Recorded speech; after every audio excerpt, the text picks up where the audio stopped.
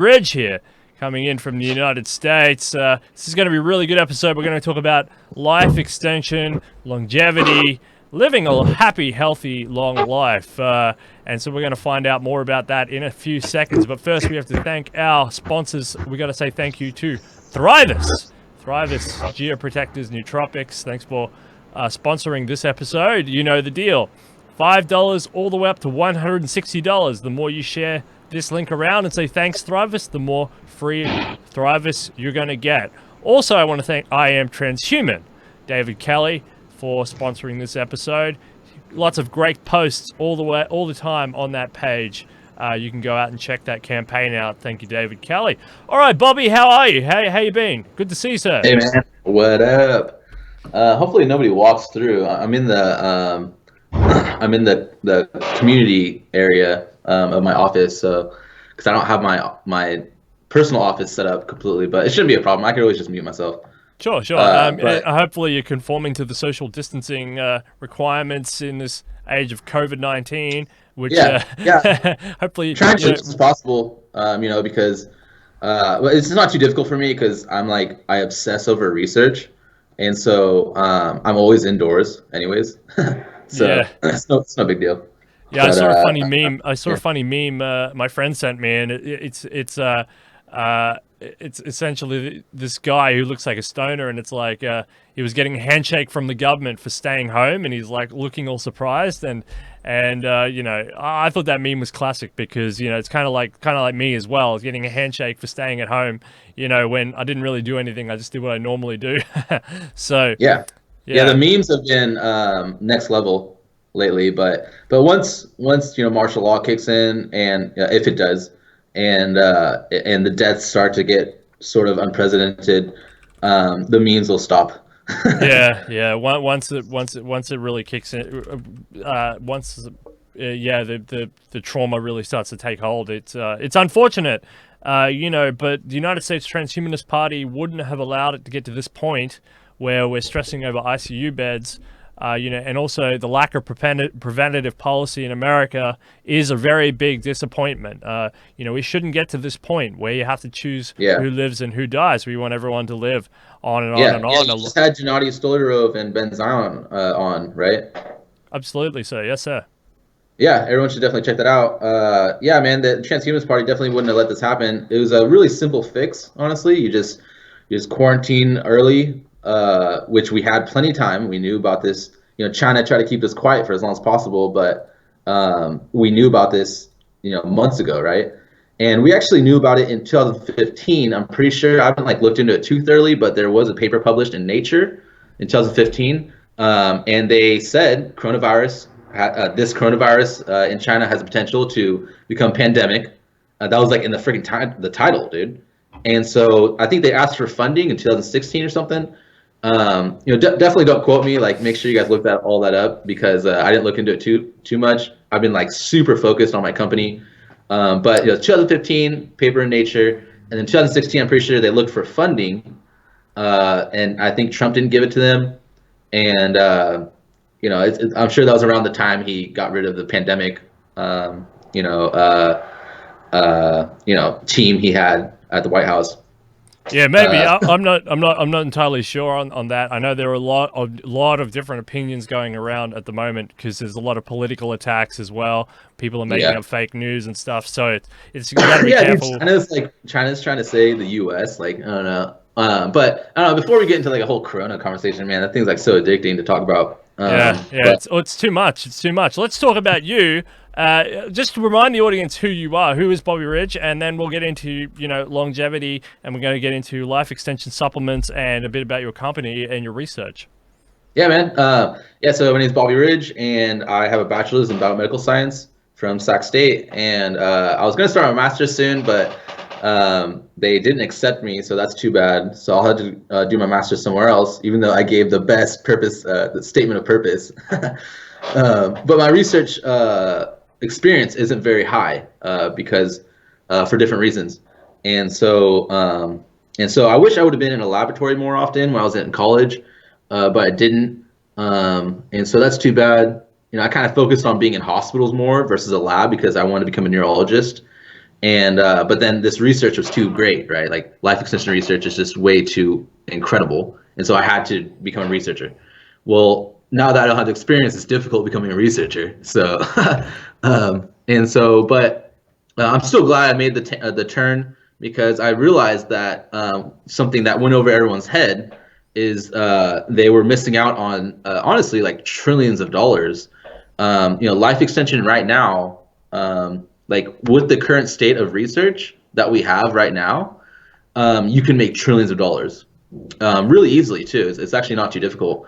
That's what my business partner and I have calculated so far, and so it's really incredible how this kind of went over everyone's head, and I'm just really glad that I figured it out. And yeah, man, I'm definitely we should talk more about us partnering in the future on YouTube, and yeah, I can explain more about the company, but that's kind of a quick intro.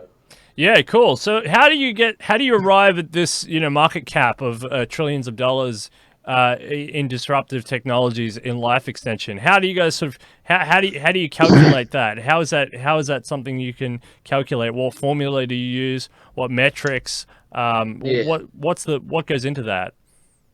Yeah, so I'm a little afraid to talk about it because I don't want anyone to steal my idea. Yeah, sure.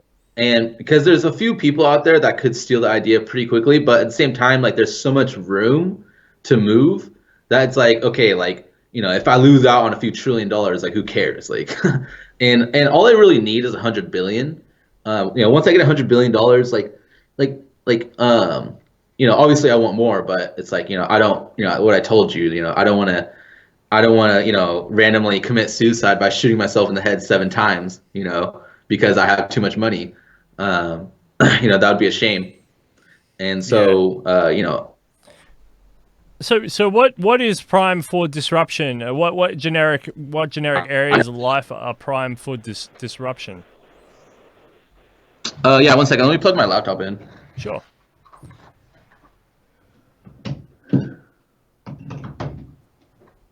So I actually feel pretty confident in talking about some of it now that I just thought about it, because people just do. They aren't. There's something going on, man, that's making people not think big enough with life extension. It's really weird. But for example, here's one I could share. Like for example, I'm going to be making dog food, right? Life extension dog food, and how big is the industry in dog food just in America, right? It's probably like $100 billion or something. I don't know. I'm sure it's some huge number that you can just Google super easily. And so, that's a huge industry you can disrupt. And, if I started selling life extension products to every company, every major dog food company, well, freaking A, dude, like, I just got a piece of that big ass pie, or that big pie, not to cuss. Yeah, and people are very connected to their pets. You can go right back through history. You can look at graves back as far as ancient Egypt, where they mummified their cats and their dogs, and they glorified cats and dogs, especially cats, paraded around as a form of a deity. This is something that seems to be a staple with humanity, worshipping their pets, using pets as a tool. Different tools for different things, but also as comfort animals and companions as well. So this has some staying power. Pets are emerging with new modern properties. You do have the normal pets that you're thinking about, which is in terms of dogs, but also, we're getting digital pets as well, which are more, stuck in the digital era as well. So that's a new emerging phenomenon, but I don't think that will have a really big indent on actual physical dogs. Well, actually, no, man, you had a really good idea actually right there. So digital pets, right? Like, how about we transfer your pet's consciousness right into a computer, because you want to keep your dog alive, and maybe you want to augment their intelligence. And so just do a basic connectome, Uplifting animals is an extremely.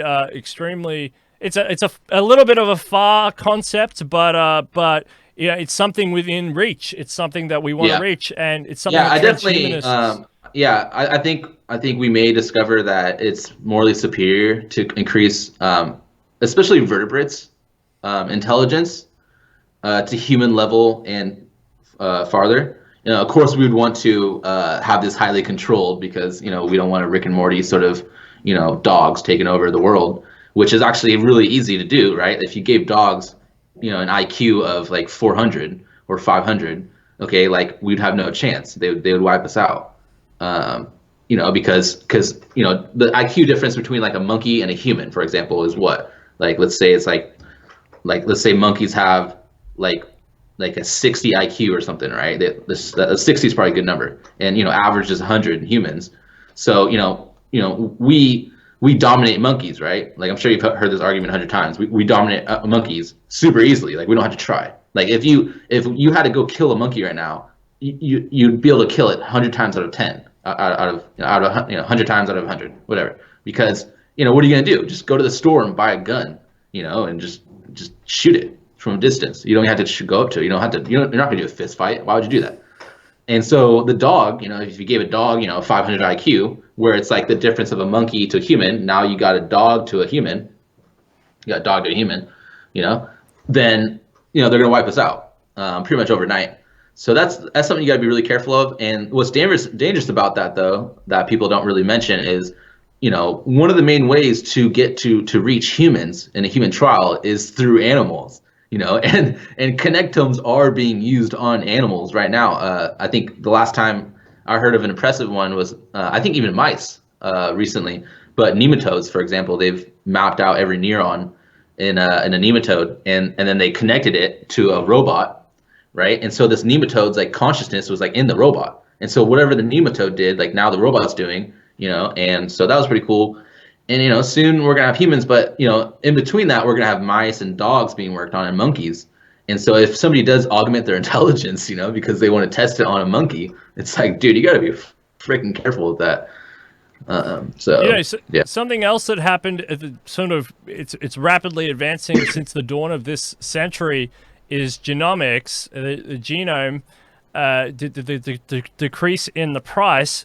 Do you think that there is still wiggle room in the genomics sector to start a company and compete in that sector, or do you think it's getting too crowded out, as they say? Yeah, man. I mean, there's like you mean specifically with sequencing or the entire genome? Gene therapies, for example, are Gene being therapies. used. Yeah, man. Oh, yeah. It's just the beginning. It's right. Like we sequenced the entire genome, right? We've sequenced the entire genome. Well, like 99% of it. Like maybe 95%, I think, around that number. And so we pretty much sequenced the entire thing, but that doesn't mean we understand it. We only understand maybe like 2 to 5% of the genome. Like the genome's super complex, like super complex. And so and it requires in order to understand the genome, that requires you to be highly interdisciplinary, because genomes act differently based on the cell they're in, based on the environment they're in. If you have a genome in a neuron versus a skin cell, you're producing totally different proteins, because you don't need to make keratin or whatever, whatever the proteins are. I think it's keratin, right? Or melanin. You don't need to make melanin inside a neuron.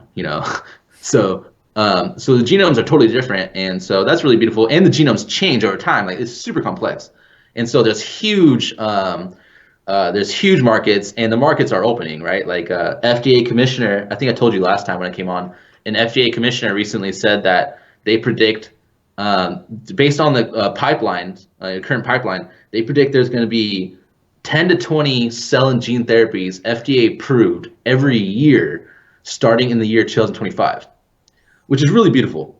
That's incredible, and that just kind of answers your question. Yeah, we're really moving into an accelerated pace of genome therapies, and gene therapies. And I still think previously there was the biotech bubble that's happened a few times now. The biotech industry has sort of exploded beyond its capacity, beyond its research, and it's fizzled out. But I think we're hitting a point now 2020, 2025, in between there and here, where we're going to have some real staying power with these biotech companies. And especially post-COVID-19, I think there's a lot of people who are going to become very interested in infectious diseases and how to mitigate against diseases for prolonged human health. And I think, so post-COVID-19, I think there's going to be a big emphasis on health. I think people are going to start looking at health in a completely new way. It's because maybe, man, I don't know. Like, people are pretty good at forgetting. But at the same time, this might be an annual thing, and it is going to cause a long-term effect. That's going to be like one of the worst effects we've ever seen. So yeah, it will be really difficult to forget, and yeah. Well, it's one of the reasons is that people didn't really worry about diseases too much, and I'm not going to generalize too much, but there wasn't a big celebrity around it, is because of the the natural normal advances in sanitation, antibiotics, general hygiene, soap, vaccines. These things have proliferated in the 20th century to the point where longer lifespans of humans from very, very average age of 30 to 40, 45 up to 70 to 75 to 80. That got lost in translation. People sort of forgot that especially in the Western and developed worlds and upper classes in the developing worlds, people sort of forgot that this isn't normal, that it's not normal for humans to live this long and this happily and this disease-free. And this COVID-19 thing has brought everyone back down to earth, saying, no, you're not invulnerable just as you thought you were. Maybe people scooted by for a good 40 years, especially if you're in the baby boomer class, maybe even longer, without really feeling sick or because they've had all the vaccines, they've had good hygiene, they've had sanitation, and they've seen the pictures on TV of people getting polio, they've seen the pictures on TV of people getting dysentery, or they've seen the pictures on TV of people who are living in unsanitary conditions and getting diseases. But that's just those people. But this COVID-19 thing has brought those people to these people, and I think that will lead to a rapid shift because now they feel vulnerable, and people, especially people in developed countries, don't like to feel vulnerable to something that they can't control. And I think COVID-19 has really whacked that in their face, which I think is a shift in the psychology. Do you agree or do you disagree? Oh, your microphone is muted. So you agree or disagree with the COVID-19 sort of causing more of a shift, a psychological shift? Yeah, definitely. People, like, a lot of people are really scared. Other people are like just totally not worried. Eventually, everybody will be really scared, and unless the government can respond a lot better than they have been, but that doesn't seem to be the case. So things should start to get pretty bad, and it'll definitely raise up eyebrows, and people hopefully will start funding research to prevent pandemics more. Like, for example, we have the climate crisis. And the climate crisis is like way worse than COVID-19, like way worse. And COVID-19 could be bad, and infectious diseases, communicable diseases, can be way worse than the climate crisis. It's really surprising that it hasn't happened yet, especially with the way countries regulate their people and what they eat. Like China, for example. The climate crisis is one that we really, hopefully COVID-19 will help everyone be like, okay, like, look, we don't want the climate crisis to get out of control either. We don't want other pandemic diseases, bacteria or viruses. There's always asteroid impacts, there's always super volcanoes, and then now we're about to have artificial intelligence and synthetic biology, and a bunch of other existential risks are emerging. And so we really need to, this is total boot camp, man, like total boot camp. And we so need to start focusing on existential risks. And they're not that difficult of fixes, like just raised do a carbon tax and, push really hard to get rid of the oil industry and push really hard to increase the renewable energy. Something that Trump, for some reason, isn't doing. Really odd. And like COVID-19, you could have just done an early quarantine. You could have done mass tests, right? But they didn't want to because they're dumb, or whatever. I'm not sure why. And so hopefully the person talking in the background isn't causing too much disruption. But yeah, man. Yeah. So these existential risks that you're talking about, absolutely. I mean, this is what we talk about all the time: how to mitigate existential risks and how to promote positive preventative policies that enhance the now and buffer against future shocks. I mean, you're a person in this battle with us here on the life extension front. That's actually battling inside of us because there's internal issues within the human being itself, right down to the cells and the DNA and the genomes and the telomerase and the telomeres and the fact that those are getting that they're getting shorter, and we need to lengthen them. I plan on being in every method of death. I plan on being in every method to defeat death. That's why you're on the show. We're putting death out of business. That's the exactly. Theme of the show, right? Well, that's why I'm so impressed by you, especially when we're talking. I don't know too much about you. I've been on your show once before, but just there's two things you told me when we're off camera, and you said how you're really trying to combat this media aspect as a polymath, and then you are also you want to be as multiplex as possible. And then you're also, what was the second thing you said? I don't know. I'll think about it later. But the multiplex claim you made was really important because transhumanism really is as multiplex as it gets. Yep. There's really nothing else as multiplex as that. So you really need a team of people because first off, it's just so much work. Yep. You're trying to do all this on your own. It's just way too freaking much. And then it requires a lot of intelligence too. So that's why I really wanted you to be a part of my team. We team up together because so far I've assembled a pretty big team of YouTubers, and we have like a combined like 40,000 subs or something. And then soon I'll have like 100,000 subs because I'm talking to other YouTubers. And so, but you're one of the only people who think correctly, right? Like these other YouTubers, they don't really think as well as you do.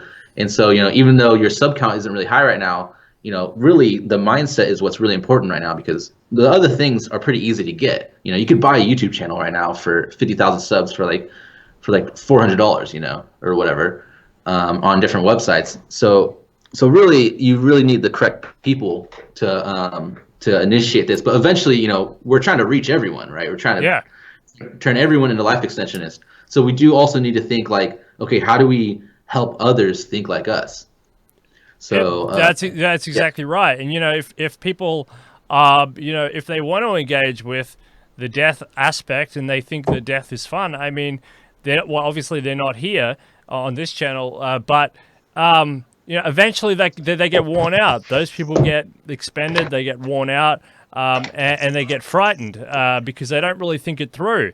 Because sometimes it's kind of like the disease thing we were talking about before. It's kind of funny when it's not you, when it's the other person. But sometimes when it comes home to roost, then it's not so funny. And I think a lot of people are overconfident. That's the problem.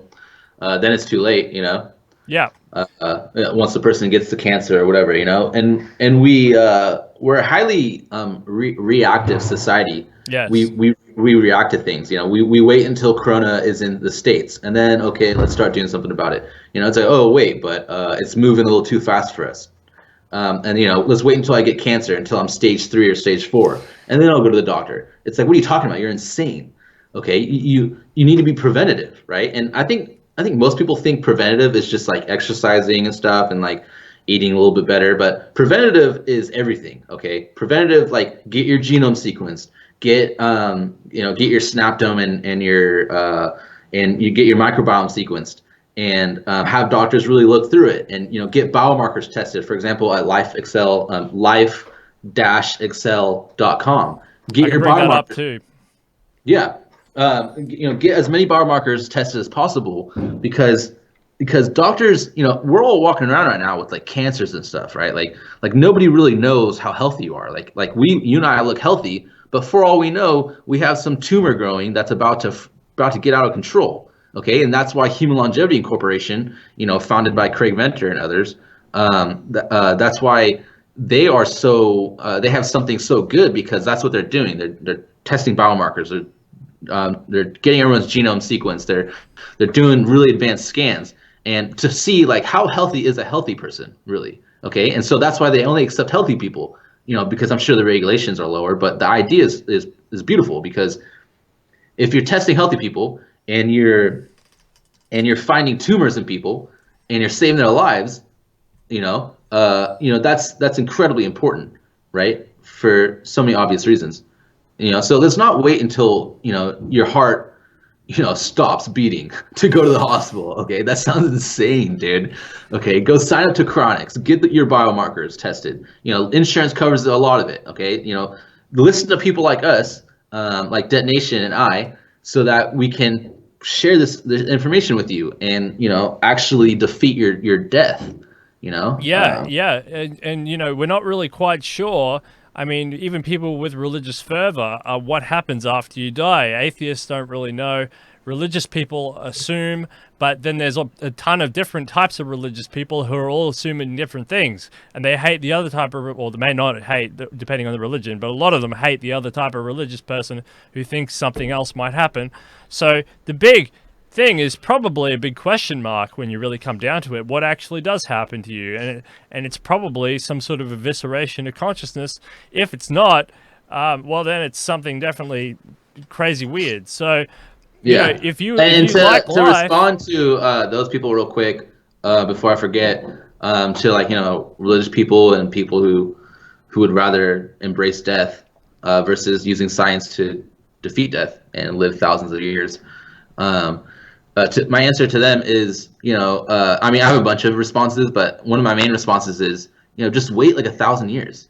Okay, there's nothing in your Bible or your manuscript or whatever that you're following that tells you that you have to die anytime soon. Okay, like so just wait like a couple thousand years. Like the average lifespan was only like 20 years old like 1,000 years ago. Okay, and then it was like 30 years old like 200 years ago, and I think it was like 40, around 40 like 100 years ago. Like, and now it's 80. Okay, we've been increasing this our average lifespan a lot, and you guys no one's been committing suicide anytime lately. So just wait like 1,000 years. Okay, wait 1,000 years and think about it. Okay, it's an important issue. Okay, and with your human level of intelligence, we don't have that much of intelligence right now. Okay, so use 1,000 years worth of learning to really choose, like, okay, should I eviscerate my consciousness and bet on an afterlife, or should I just stay here and make the heaven here? Let's try to fix things here. Instead of telling our children like, oh, death is the only way out. You can't fix anything here. Maybe you can fix things here and there, pass a bill here and there. Like, no, dude, we can do a lot here, and we really can fix things. And yeah.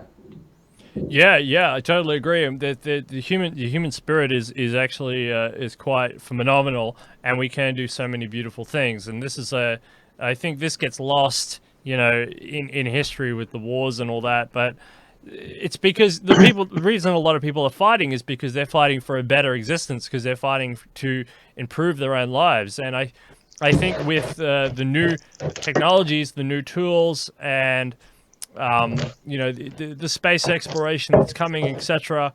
We can change and reorientate our goals and our minds to something bigger. That's not fighting each other in a tribal sense, but it's fighting.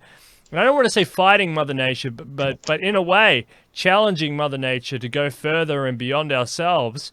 And I think this will be a whole new experience of humanity. And we'll be better off for it. I think we're going to be having essentially a new flourishing in how we participate in life. What do you think? Yeah, definitely.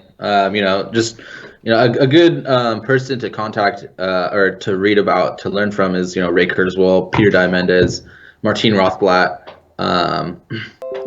Those three people. If you kind of just Aubrey Gray also. Aubrey Gray, Martin Rothblatt, Ray Kurzweil, and Peter Diamandis. That's a good like kind of intro into understanding how good things really are in society. And it actually might be getting worse in society based on certain like overall. It's it's a super difficult measurement. But for example, we have many more existential risks emerging, and they're really scary ones too. They're not just things that can like kill you, but they're things that can cause torture. For example, the scariest one so far that I've comprehended is a long distance brain computer interface. And so if you're hacked long distance, right? Somebody has a satellite or they have like a little gun that kind of like shoots like Wi-Fi at you or whatever, and it hacks your brain, which probably already exists right now within like higher governments, but it's gonna exist really soon, in the next like decade or so, right? You hack somebody's brain, and if it's advanced enough, you make, and they're evil enough, you've just engineered hell on earth now, literally, right? Like whatever your imagination can think of to torture this person, you increase their sensation, right? Their sensation of pain, right? You can even take control of their motor movements, right? You got your primary motor cortex, which is for movements, right? And you take that over, and so now you could control the person's like facial muscles and like their walking and stuff. So you could literally make them look like they're not being tortured while internally they're experiencing hell on earth, which is it's so bad that I'm like I'm afraid to even talk about it because it's so bad, right? Like it's just something that has to not occur, right? And we have Tom Ross down here campaigning to stop killer robots, and Christine Conklin from Talk Spectrum, who are all very concerned about these weapons and other type of weapons, neural weapons. Yeah, but the thing is, AI though, weapons. Everybody's super focused on robots and AI being the worst existential risks. People aren't focused enough. Like, for example, Elon Musk. He even has like a very successful brain-computer interface Neuralink company, right? And he never talks about long-distance brain-computer interface hacking, right? Like that's just I don't think I've ever heard him bring it up, right? He always talks about AI being the most dangerous. Which, why is AI dangerous? AI is not dangerous because they can kill us all. The AI is dangerous because they can do a long distance brain computer interface really easily. Okay, like they literally imagine having an intelligence inside a cyber inside the cyber realm, which likely exists already, and because based on Ray Kurzweil's measurements, and you have this intelligence, and so our society is heavily based on the internet. And imagine you have an intelligence that can hide inside the internet. They can change anything you say. They can, change any numbers they want. Dude, you can easily take over the world. So, that's Elon Musk's argument. And so, but that argument really isn't the problem. The problem is a long distance brain computer interface. And Elon Musk has the most successful company right now, Neuralink, right? And he never talks about it, man. It's crazy, dude. This is literally, dude. This is literally the worst problem that exists, right? Like the number one. Do you think that's why? I think like Elon Musk is obviously very smart and intelligent, and I'm sure he knows this. He probably just doesn't release it to the public because, he has a large platform, and releasing that sort of negative news to the public might send people stir crazy. Exactly. Yeah, that's a really important point. That's why I said I'm afraid to talk about it because I really don't want people knowing about that information. But at the same time, I want people to know about it because I need people to be to thinking about it more and figuring out ways to prevent it. We need to figure out a way to have a security system around our brain that is so good that it is literally impossible to break the security system. It has to be completely impossible. And so one of the only ways that I've thought about doing this is to have surveillance, right? You got surveillance, right? Which is, a couple people can see everyone, right? They have control of all the cameras and stuff, right? Just a couple people, like our government right now, we're under surveillance right now. They're in our phones, they're everywhere, right? And so, so right now we're in surveillance, but surveillance, I've heard Ben Gortzel and stuff talk about it. I'm sure you know what it means.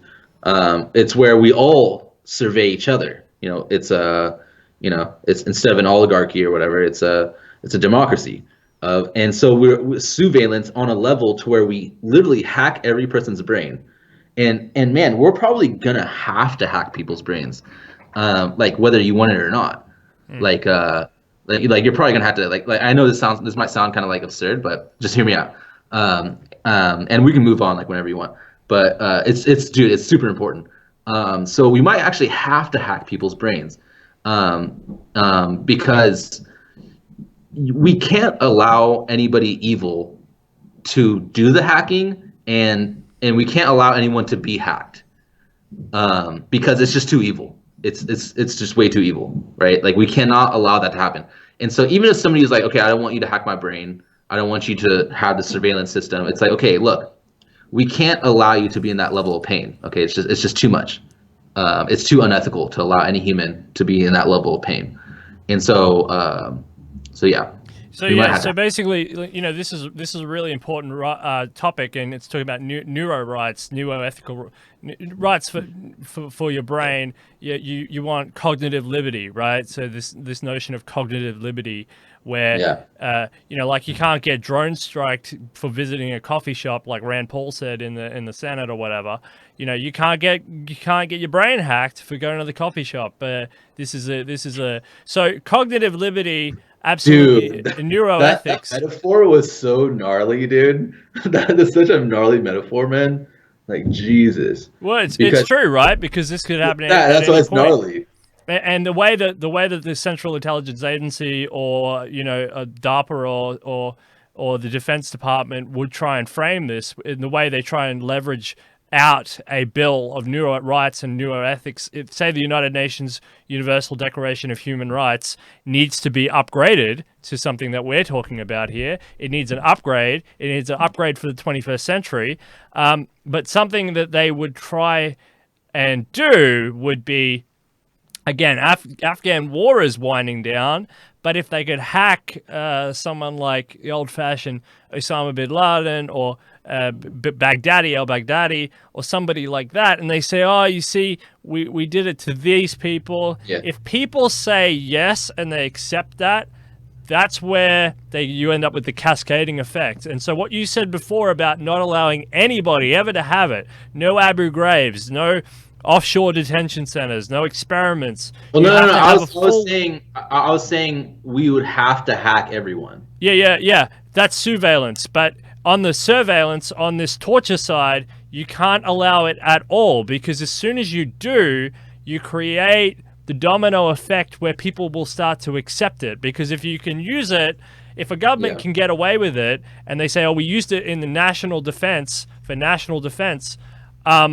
then you end up on that wrong road where people slowly vote away their liberties, like George Orwell said. Instead, you've got to stop it before it starts. Supposedly, the government's already used this at war. Some like prestigious like scientists who work for the government. Like I don't know if it was real or not. I was watching some. I couldn't even find it. I was trying to look for it again, but I randomly watched this scientist talking at this conference. And it was like a kind of a lame conference. It was like about aliens and stuff. But they had like a legit dude on. I was like, whoa, dude, this is pretty cool. And so he's talking about brain-computer interface and how that was his project he was working on. He was like, we literally use this in war. He's like, we attached to like a bunch of people on the other side, right? We were fighting, and it was like somewhere in it was some Muslim country, it's some Middle Eastern country, sorry, but it was Muslim people, because so what they said was they put the voice, right? They sent an auditory message. The Allah God weapon, the voice of Allah, that weapon.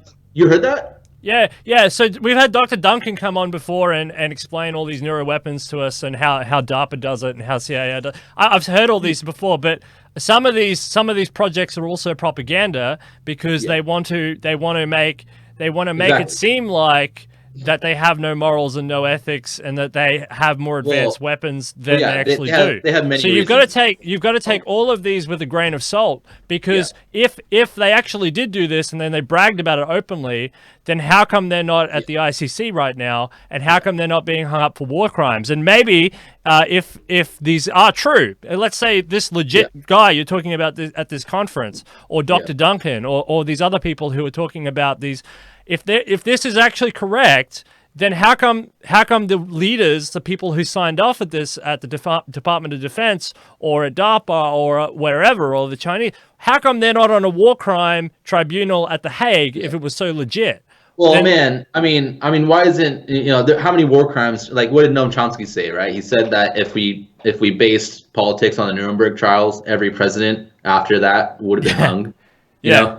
So there's that argument, and then the second argument is so this guy who was the scientist who was talking. I remember he said that he was being a whistleblower because he was so he realized what he made, which is kind of dumb. It's like, dude, how do you not realize that you just made this when you're making it? He thought it was for snails or something.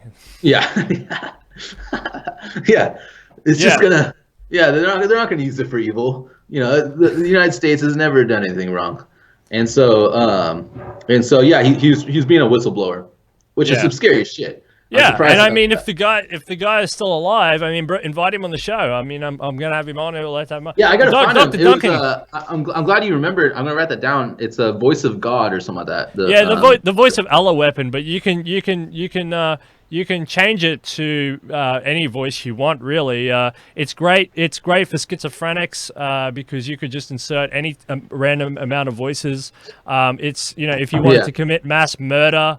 Or something like that with someone with a gun or something. Or just to tell the viewers though, just finished off with the voice of Allah and voice of God is so the reason why they call it voice of Allah is they sent the auditory message into like a bunch of like like Muslim sort of fighters, like ISIS people or whatever, and they said the voice said it reached their temporal lobe, and put the voice in their head, and it said this is Allah. Yeah, put down your arms. Yeah. And so that's gnarly, dude. If that's true, like, oh my God, that's so scary. And so that's just auditory though, right? That's all they did. They didn't put any visual, right? They didn't hack the visual cortex. They didn't hack the amygdala, right? They didn't hack the pain centers.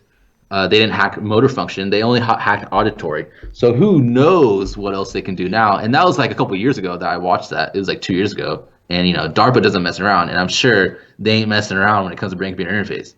And so it's an accelerating project, and they're getting more and more funding on those particular types of projects. Yeah. Well, the brain-computer interface that's going to be the most powerful technology. That's more powerful than AI. You want them to kind of mix together because AI is going to take over. There's three things that are the most powerful: brain-computer interface, artificial intelligence, and then augmenting biological intelligence.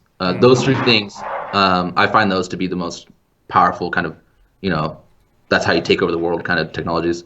And I'm sure DARPA knows this. Like, they're way smarter than me. Like I'm sure they're going full course. But the thing with brain-computer interface, man, is this hacking deal is like no one can hide, right? You like it'll be easy to transverse, with that surveillance. Surveillance is getting really advanced. Yeah, this is a great point. So no one can hide. So what's that mean? That means that we all have to work together, right? Like it really is the time to work together because like let's say you're the evil person right now watching Detonation, right? And you're watching us right now. And you're getting the idea like, oh, I want to make a long-distance brain-computer interface now because, I'm evil. And I have a tumor pressing up against my amygdala, and it's causing me to, have evil thoughts and whatever, and create this technology and try to take over the world. So to the person who's watching right now, first off, there's going to be someone smarter than you, okay? So they're going to find the technology, and they're going to get you. And you're like, once they get you... You make yourself a target, yeah. Yeah. Once you get hacked, especially on a really advanced level, that's like 15 years from now. That's something that you just don't want to happen. Like that's something you have to have. That has to not happen. Yeah. Okay, that can't be like something you try to make sure it doesn't happen. Like it has to not happen because it's just too bad of a thing. I probably sound so weird, dude. I'm in an office talking about being hacked by a brain-computer interface. That probably sounds so weird if anyone's listening. Well, that's all right. Yeah. So it's the person who's listening. The only option is to work together, right? Because we need the collective intelligence. Because this is what's probably happening right now. A malevolent person, a couple of them, maybe even, with a high IQ, they just maybe they have a tumor pressing against their amygdala or whatever. They have a protein channel overexpressing that's being overexpressed or whatever. It's causing them to be evil, right? It's literally forcing them. They don't even have a choice, right? Which is pretty much the case for everyone. But whatever. Let's just say it's an extreme example. It has a tumor. That's something obvious that people can comprehend. And so even if you talk to this person, even the person hears me right now, they're probably not going to change. But so there's probably a high IQ person with a tumor pressing against their brain, and they may have genetically modified themselves to be smarter. They increase their IQ by like 200 or something, and I call it an intelligence escape velocity. And so when you have like a 500 IQ, now you could use that further intelligence to increase your intelligence more, and now you can become super intelligent, biologically. And so there might be a few of these people out there, and likely there's likely a few people out there. Like it's probably 100% chance that there's people out there right now who have this deal. And so you can't defeat them, right? Like Illuminati or whoever, whoever the greedy rich people are, people who know, what's that rich guy's name again? Jeffrey Epstein. Jeffrey Epstein sort of people, he was into technology and stuff, right? And there's people out there. We know about these people. Okay, there's plenty of evidence. So to those people, like really the only way is to work together, because you're not going to be able to beat AI, right? It's going to be smarter than you. You're not going to be able to beat biological super intelligence. And so the thing is so we're going to achieve life extension, right? We're all going to be living together for thousands and millions of years, okay? And we're going to we're all going to know what everyone did throughout their entire life. We've all done bad stuff. So Jeffrey Epstein did some of the worst stuff. We're going to find all the Jeffrey Epsteins out there. You're going to be discovered. I know you don't believe that, but you will be. I promise you. And just watch Detonation in my channel, and you'll figure it out why. Okay, and you're going to be discovered, and we're going to figure out everything you did. So imagine, and you're going to want to live forever, right? A lot of you are going to want to live forever with us. Well, try living forever when you've killed children and stuff, and you've done horrible things, much worse than that. We're going to let you live with us. Still, maybe, but that's gonna be a tough ride, and so yeah. Yeah. Well, yeah, you made some really good points in there, and yeah. But let's switch gears. Let's talk about something a little bit more happy for a second, and let's switch gears to your company. Well, or your ideas for a company. So you wanted to talk about that. Life extension, living forever in a positive framework, actually, which is what we're aiming for, which is incredibly hard to do, but we'll get there in the end. Life extension, it's a booming industry. You're at the very start of that curve. Do you want to talk more about that? Yeah, man. I really want to focus a lot of our conversation on the media aspect too, because so that we could build with each other while we're online right now, and future talks. So yeah, man, I'm trying to just get my hands in life extension as much as possible. Not just like every other life extensionist. I'm not in this to make money so that I can buy a Lamborghini. I'm in this to make money so that I can defeat death, right? And it's a really beautiful business model, and we will win, right? The old business model will be defeated. Any sort of bad capitalism will be defeated. Okay, this isn't like to evil, greedy people listening to this or whatever. Like it's not me doing this. Okay, like I'm going to be a part of it. But that's just what's going to happen. Okay, I'm giving you foresight. You're going to be defeated. We're too passionate, right? You want to make some money because you want a car and you want a new house, right? I want to make some money because I'm not going to die. Okay, and I'm going to live for thousands and millions of years, and I'm trying to make sure people don't get hacked by brains and stuff. Okay, so who has a better deal right now? Okay, who's more passionate? So so I've been building life extensionist communities and stuff, and man, the level of passion is unreal, right? Like people literally just give me free stuff, and like I barely even have anything. I only have 600 subs on my channel, right? But I tell them a little bit more that I have, and so that kind of convinces them. But I'm getting a bunch of free stuff already, man. People literally DM me every day. They're like, Bobby, what can I give you? How can I help? How can I volunteer my time? And so this weekend, I think on Saturday at 1 p.m., I had a Zoom meeting with like 20 people. I invited like 30 because people are just DMing me. They're like, so I was like, dude, I might as well get these people organized. And So I had a Zoom meeting, and I had like a whole list of things on a spreadsheet of people what they can do. I think I invited you also, but you couldn't make it. Yeah, I think I You was doing a should show. you should make next week's um, Zoom meeting. There should be like 50 people. You know, we can tell them all to subscribe to your channel. I'll actually add your channel to the spreadsheet. So anyone listening, you know, just contact me or Detonation, and so that we can get you the link to the Zoom meeting, because we have real projects that you The can more develop people, the any better. level. Absolutely, the stronger the community, the better. It's Yeah, great. We need the numbers. We need the numbers. It's the Grim Reaper is a hard person to defeat, and it really it's a good is. challenge, but we do need the numbers. Yeah. So yeah, we'll give you the link. Maybe we can put it in the description also. And so I think we can have up to 100 people until we have to pay.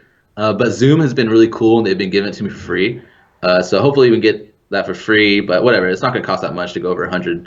And so what I was thinking was something that I wanted to talk to you about was let's do. You know, I was thinking, okay, I can do like a weekly thing to where, you know, I have life extensionists come on and like in a conference, and they could. I'll just jump in, and I'll kind of like get everyone prepared, like organized for the first like 10 minutes, and then I'll let everyone else kind of just talk to each other. And so that's kind of like, you know, I was like, okay, that's cool. I'll start doing that. It's really easy.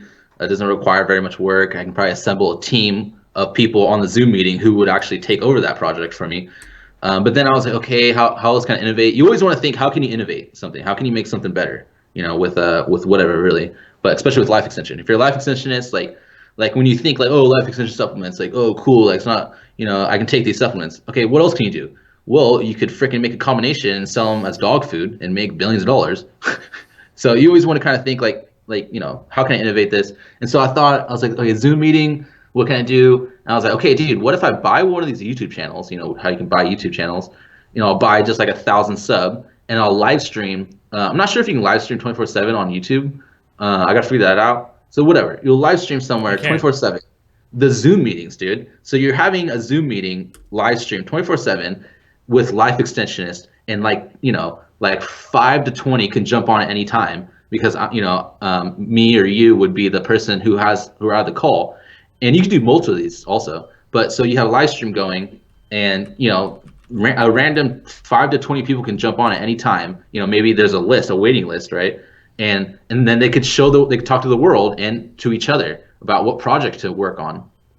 Yeah, And all you need for that is a VPS, a virtual private server. exactly. And you can. They're not that expensive. You've got, especially in the United States, there you've got a strong dollar, so you could get a virtual private server in Singapore or something, very cheaply. And yeah, and then you can stream 24/7, Yeah. and utilize that function for continuous life extension communication between the community with a private link Yeah. for trusted guests. Yeah, you can, you know, while you're at home not doing detonation, you can, you know, you could switch on the live stream and just have the meeting going, you know, and then turn it off whenever you want and go back to detonation, be like, oh guys, have a talk. You know, like I feel like that's a really cool idea. That alone. This is a great idea. I mean, if you get a VPS, you could do multiple things. So you could have a neuroethics one or a life extension one, because you know, but life extension is for you is the primary goal. So you know, this is a great idea, and people jump in and jump out. Yeah. And the live stream would be there, and you could catalog good data. You could create friendships, and the community strength would grow.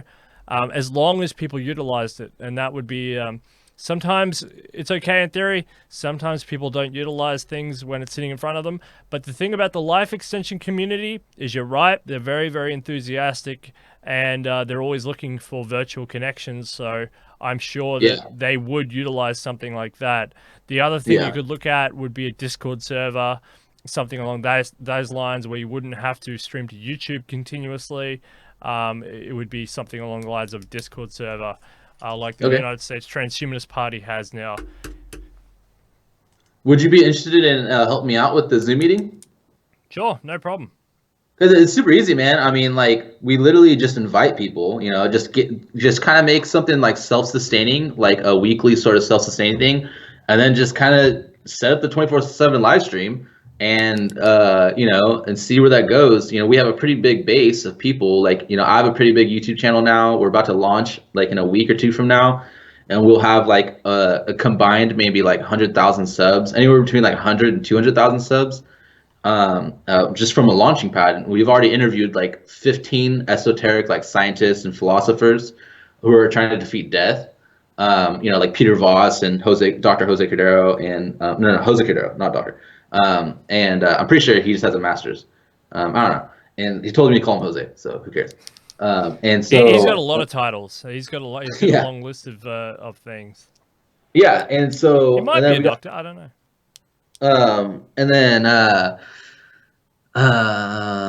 And so we have a big launching pad, and so we could advertise it, the Zoom meeting on there.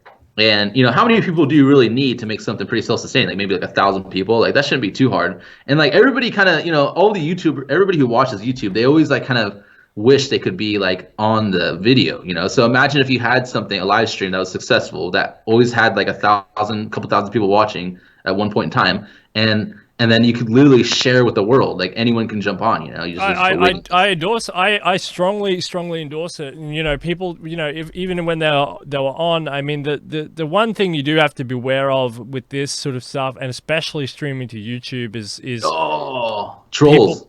It's trolls. Yeah, people who would crash it, but in an uncoordinated effort in this way. But if you could just have somebody filter them out, though. If you have somebody who controls the Zoom, or whatever, you could just mute them and just delete their ass. Yeah, and that the thing with life extension, though, dude. Like it's a good way to figure out how deathless is this society. How much of a kamikaze deathless are they? Like because you're not just trolling some random YouTube channel. You're trolling life extensionists. We are the most important demographic on this planet. Okay, just to kind of FYI, right? We're the most important. Okay, yeah. And so messing with us, you're increasing our chances of dying, and you're not just increasing our chances of dying. You're increasing our chances of not having extended lifespan. So when you do that, you're doing the most evil thing on the planet that you can just about, right? Like, I mean, torturing children and stuff. That's probably worse. But preventing an immortalist from living longer is like really, really bad. Okay, yeah, but again, like tell that to a 10-year-old or a 15-year-old troll who thinks it's funny or has been in a debt. But I'm not, it's just something to think about, because unless you had somebody who was there guarding all the time against potential trolls, it would become an issue, and it will become an issue because it just takes one Reddit link or one 4chan link where people say, jump in here and here's the, so it is an issue. It's a problem, but the theory is great. Maybe you could vet people. Maybe we could have like a strict vetting process. This is the better way to do it. If you had a proper, if you had the trusted moderators who had private links. You had to show your face. You had to show your name, or something like that. Yeah, a trusted moderator, a continuous trusted moderator with a private link and some sort of vetting process, and that should eliminate 90% of it. If someone slips through, delete them, done. But for the most part, you should have a continuous life extension stream. Yeah, so, and we could launch multiple of these. We could have one for Detonation, have one for my channel, and have one. Like you wanted to be as multiplex as possible. And you're eventually going to have a whole team of people, a whole media company, really. That's what you're going to have soon. And so, because life extension and transhumanism is going to affect every industry, every sort of demographic. And so, it's really great that you're going to have that team eventually. And so having, multiple live streams like this would be super cool. And like people, man, like imagine how efficient that is. People are, they're working for you. You're getting paid because of the live stream. The live stream is paying you. You get sponsors. You can get, you're literally like it's like perfect efficiency. Your social distancing. It's perfect. And it all feeds back into life extension. So it all feeds back into research and goes around and around and around. And the money stays in a loop, in a community loop, as opposed to flittering out into. I mean, we literally may have just like. You and I online just now may have just figured out how to do a multi-million-dollar industry, and we're at the forefront, and it's something we're gonna do, so that's really great. All right. So Well, that's good. Well, that's good. That's good. That's detonation. So, that's Bobby Rich. It's very nice to have you on the show again, Bobby. You're a fascinating character, and you just keep well and true with the life extension stuff, because that's why we need you. If you're passionate about life extension, we need you there. We need you to stay solid on that issue. We'll keep talking to everybody else on life extension and all the other issues as well. Specialization is key in economics, right? So that's fantastic. So you keep doing that. And I'll just quickly show people this Life Excel that you were talking about. So there was a website here. It's called Life Excel. Bobby wanted me to show it. Here it is. Do you want to just explain to the people what this website is? So it's life-xl.com, not Life Excel. Yeah. Yeah. This isn't the correct website. It's life-x, like the letters, xl.com. Oh, not Excel. Yeah. It's a difficult website to find. I'm going to tell them because I'm trying to partner with them. I'll this it. Yeah. Yeah. Right. Here we go. Yeah, man. If they don't let me partner with them, dude, like they're making a pretty big mistake. But they're pretty impressive. They have a good advisory team, and they're doing a lot. One of the main things they're doing is they're collecting biomarkers, because for a million different reasons we need biomarkers, and so definitely contact them and start getting your biomarkers tested, and contact me directly so that I can give you promising life extension treatments to talk to your doctor about. So that, after you talk to your doctor on whether you can take these or not, like fisetin and resveratrol and nicotinamide riboside. And I actually have almost every single study. There's like thousands. But I can't tell that to you yet, like the specifics, because I'm writing a research paper and I'm building a multi-billion-dollar company. And so, but DM me and I'll give you some really good ones that you can ask your doctor to take. They're really safe. Like resveratrol, dude. You might as well just eat grapes, right? That's pretty much all it is. And fisetin is in strawberries. That's no one's died from strawberries, I don't think, anytime soon. So yeah, you can give your biomarkers, right? You can take baseline tests ideally, and then give them your biomarkers. And if you're healthy or unhealthy or taking life extension treatments, give them biomarkers, because we can compare you guys, right? And now we have not only have we just open sourced, right? I don't know if we'll open source it, but human clinical trials are really expensive. Okay, well, dude, screw the government. How about instead of paying billions of dollars for a human clinical trial, and no one ever doing that because no one's ever going to pay that amount of money. Okay, instead of doing that, how about you just volunteer your biomarkers? Be a volunteer at lifeexcel.com and volunteer your data to us so that we can get some really good treatments to you without having to wait for the FDA and all that nonsense and having to deal with big pharma and stuff. Just contact us, and yeah, man, we'll hook you up. Make sure you live forever. I shouldn't say that. Thanks for directing me. Hope you live long. Yeah, I agree. Thanks for directing me to the correct website. Yeah. I know most of those people on that scientific advisory board. I don't know Josh Mittendorf though, but the rest I'm very familiar with. So I'm very happy to see a lot of friends there. And I like metformin. What do you think about metformin? I've heard lots of good things about metformin. Yeah. Before I tell you about metformin, so my audio hasn't been bad. You tested the audio, right? Yep. Okay, because for some reason my image is like really bad. I have a pretty nice camera, dude. Oh, it's like a grimy. Ew, dude. People are just I'm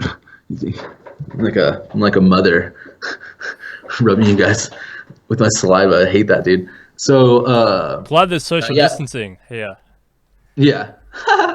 So metformin is pretty cool. So it doesn't seem to be a very good life extension treatment. There's a few things, like there's so many caveats, man. It's like ridiculous. So metformin might be a good life extension treatment. So far, it hasn't extended modeled organisms' lifespans very far, but it is heavily tested for life extension specifically, and for a lot of other things. Dude, my video is so cruddy right now. It's freaking lame. Whatever. So and then So metformin is really good for a couple of reasons. It's the first life extension treatment being tested as a phase 3, on 3,000 people. For the purpose of aging, biological aging. So they're testing like, biomarkers from like cardiovascular disease, cancer. They're not testing like aging biomarkers, because we don't really know too many of those. So they're testing like cancers and stuff. They're testing everything. They're testing even mortality. So they're actually testing life extension also, which is beautiful, but only average life extension.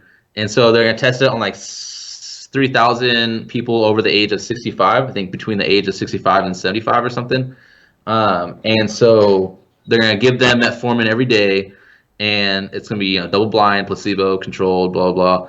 And so they're going to see how promising it is. But who knows? Like maybe they just aren't going to dose it correctly, and maybe if you dose metformin correctly, it helps you live to like 130 years old. Like we don't really know. It's difficult to do the test because for many different reasons.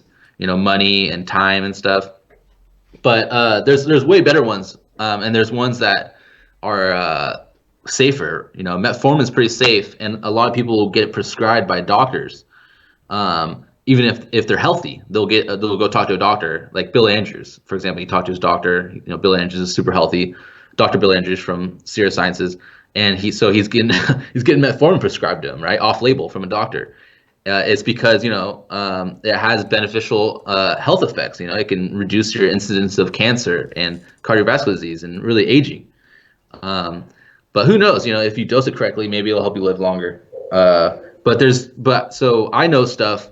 I have stuff that I'm going to start selling in my company soon for a really low price, like a year from now, that can help you live to like 150. Like you have a pretty good chance of living to 150. And so like 120 should be pretty easy to reach with what the stuff I have.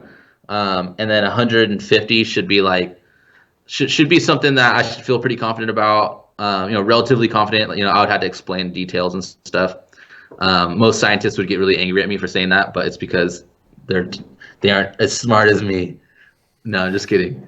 They just don't think big enough, and they aren't analyzing the evidence well enough, which is really annoying. And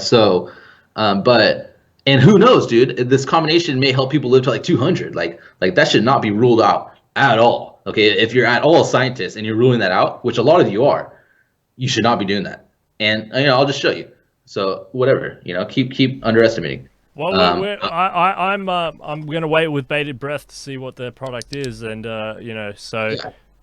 Dr. George Church is coming out with so he's combining 40 different gene therapy treatments, right? He's gonna edit 40 different genes that all have sort of like have to do with aging and life extension, and he's testing them on dogs right now. He tested 3 of them recently and published it in Nature, I'm pretty sure, right? It was really impressive. And so he tested 3 genetic edits, and he didn't test for life extension. He just tested for aging and whatever. But it was really impressive. And there's 3 freaking genetic edits, dude. Like that's amazing. And they have their genes that are suggestive of life extension. Well, indicative of life extension. So he's gonna do 40, dude, next. And he's doing them on dogs right now. And then he's like, I plan on being in humans like in a couple of years. And so he's my only competition, it seems like. And he's, George Church, Dr. George Church, he's way more genius than me. I mean, I don't know. I'm taking life extension treatments right now, and I'm pretty sure I increased my IQ by like 10 points. Because life extension treatments, they aren't just for, dude. Hey man, I gotta get you some of these. Like for example, dude, this is one of my main ingredients. Dude, you should talk to your doctor about taking this. Source natural green tea extract. Yeah, it's just green tea. I mean, you might as well just start drinking green tea every day. But there's not really very much. So it's called EGCG. And so yeah, just EGCG. This one doesn't have. Oh yeah, this one has actually kind of a lot.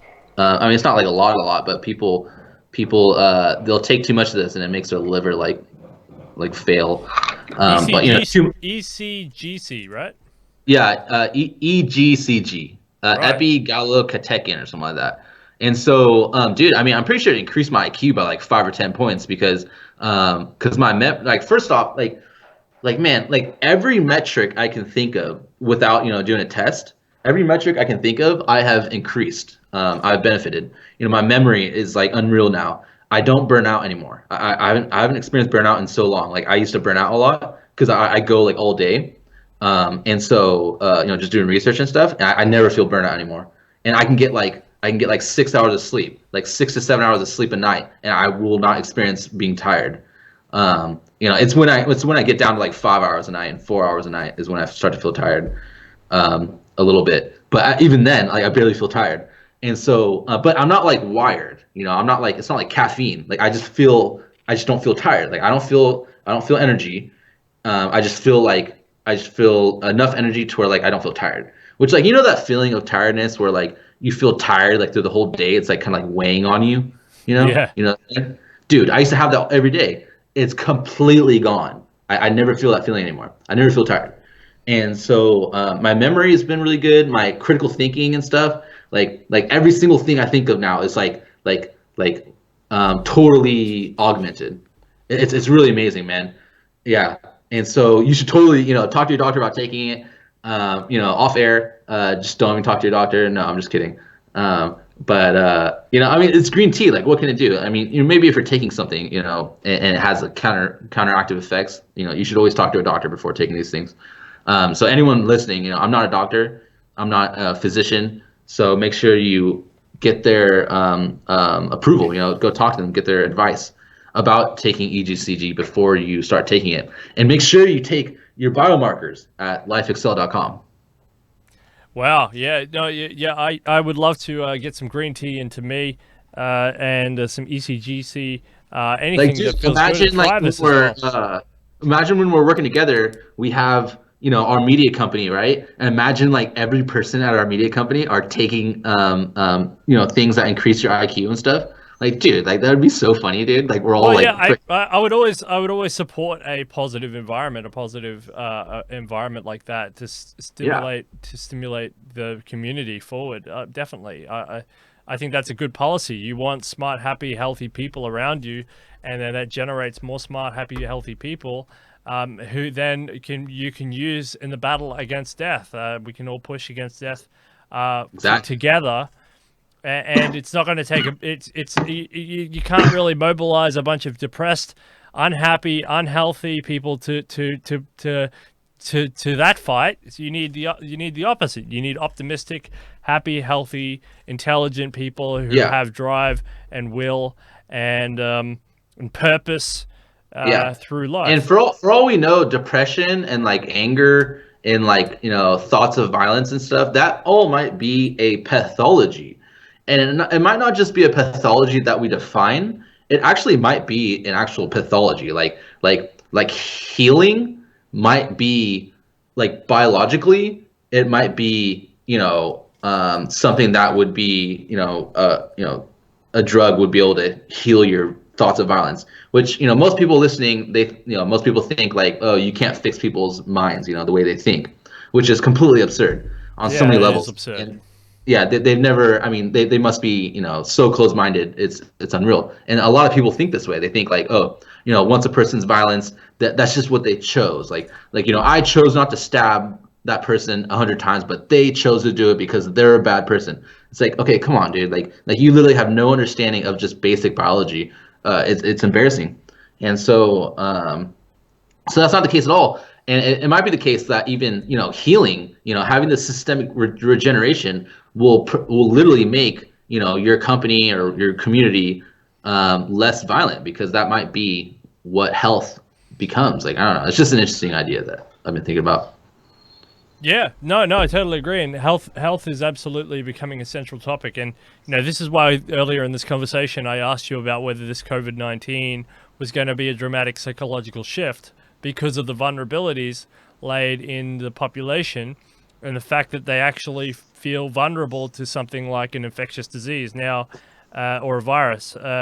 And that's kind of why I launched off on this premise, because if they do, the thing is with the response to it, and which is what you laid out perfectly, the response to COVID-19 has been reactionary, but it's also it hasn't been out of this positive way. It's been out of fear. Everything you see is a fear-based reaction, which is more inefficient. And if you want to defeat death, a fear-based swipe, a reaction in that way is not going to work. What you need is a planned, coordinated, efficient attack and a system that can perpetuate itself, whether or not the founder of that system lives or dies. I mean, you want to have replaceable units, kind of like a 3D printing robot that can build itself.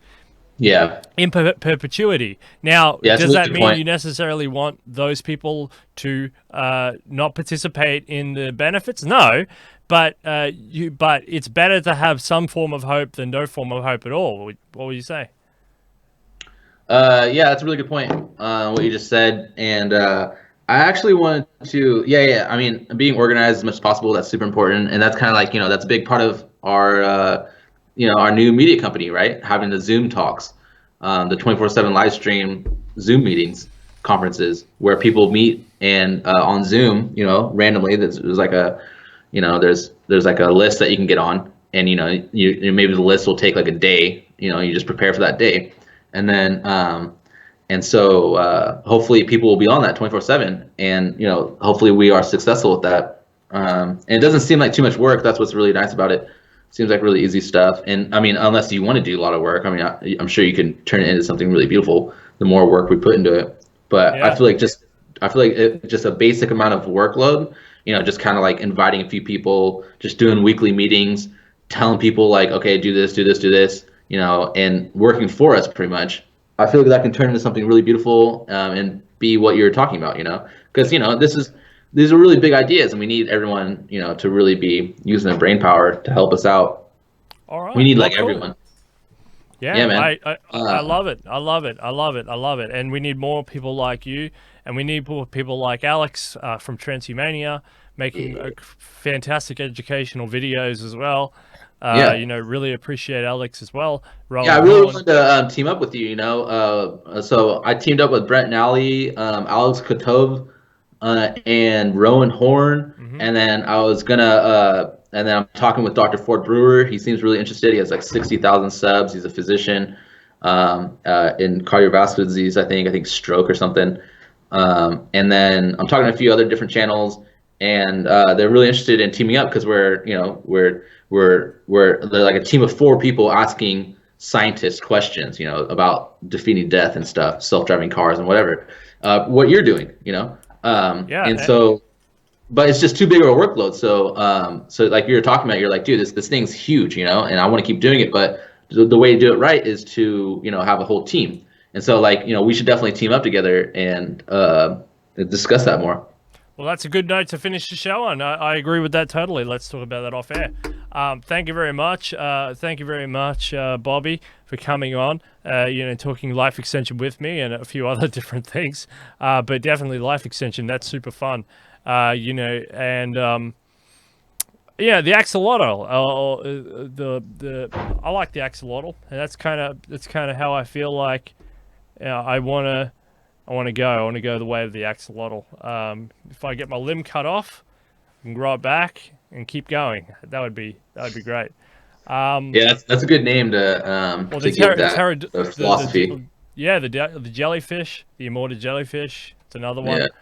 Yeah, there's actually a lot of organisms that can regenerate. It's called the Weismann barrier. The more complex you get, the less regenerative capacity you have as an adult. But yeah. All right, well, that's really cool. Thank you very much, Bobby, for coming on, and thanks for talking to me and helping me through some of this life extension stuff. And I will look at green tea. That's really good. And I look forward to seeing what we can do with the Zoom. And thank you very much. It was fantastic having you on Detonation. Thanks to everybody who's... Yeah, just make sure you don't take too much of it. Some people, they'll get out of control and they'll take like 1,000 milligrams or something. Just make sure you're under like 200 milligrams. Make sure you talk to a doctor though first. Anywhere between like 100 and like 150 milligrams should be safe, like a daily intake. Unless you have like liver problems or something, because people, they start taking like 500 a day or 800 milligrams a day, it just goes crazy. Their liver fails. and it's like, okay, like you're just taking too much. But you know, I'm not an expert in AGC yet. You know, hopefully I will be one day. But yeah, so that's why you got to talk to your doctor first. But yeah, man, thanks for having me on. That was a lot of fun. All right. Well, thanks very much, Bobby. And that's Detonation, where we are busy putting death out of business.